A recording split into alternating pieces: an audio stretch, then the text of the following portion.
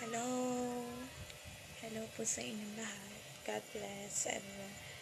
Ako po pala sa today.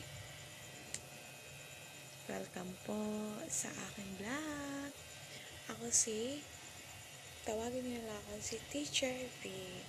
So yun nga, bilang isang future teacher, isa sa mga hilig ko talaga ay mag-encourage. Isa talaga sa mga hilig ko yung magbigay inspirasyon para sa ibang tao. Lalo na sa panahon ngayon, di ba?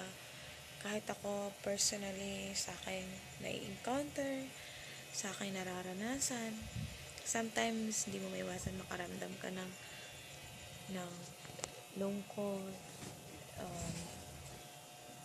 struggle, lowest part ng life mo. Pero by the faith of God, through prayer, through God, na sa Kanya ka lang mag-rely, nothing is impossible to God talaga.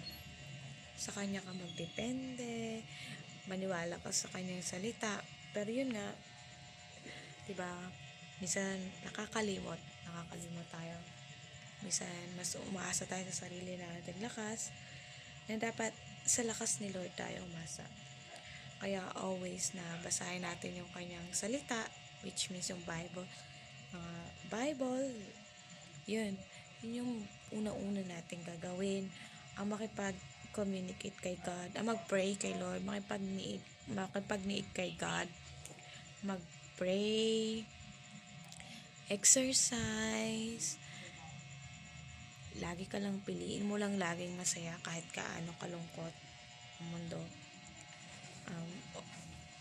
Piliin mo laging magtiwala at maniwala sa Panginoong Diyos.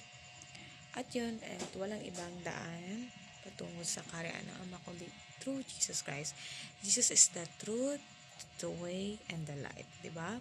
Walang ibang mapapahon sa langit kundi sa pamamagitan lamang ni Jesus na anak ng ating Diyos Ama sa langit. Kaya yun, kailangan natin mamuhay ng naayon lagi sa kalooban ni Lord. Yun yung number one piliin natin. Ang magkaroon ng mapuspos tayo ng Espiritu Santo ni God, ang mamuhay tayo ng ayon sa Espiritu Santo ni Lord, ang mamuhay tayo sa kalooban ng Diyos. At yun kapatid, kung ano mang mga pinagdadaanan mo ngayon, kung ano mang nararanasan mo ngayon, alam kong mapagtatagumpayan through Jesus Christ. Maniwala ka lang, manalig ka lang sa Kanya, ibigin mo siya ng higit sa lahat, at higit sa lahat sumunod ka sa Kanya. God is the best healer. Kaya niyang pagalingin tayo anumang karamdaman meron tayo, physically, mentally, emotionally, at higit sa lahat yung spiritual natin at physical, di ba? Kaya huwag tayo mawala ng pag-asa, sapagkat sa Diyos laging may pag-asa. Yun lang. God bless and naway ang will ni Lord ang manguna sa bawat isa sa atin, mga kapatid.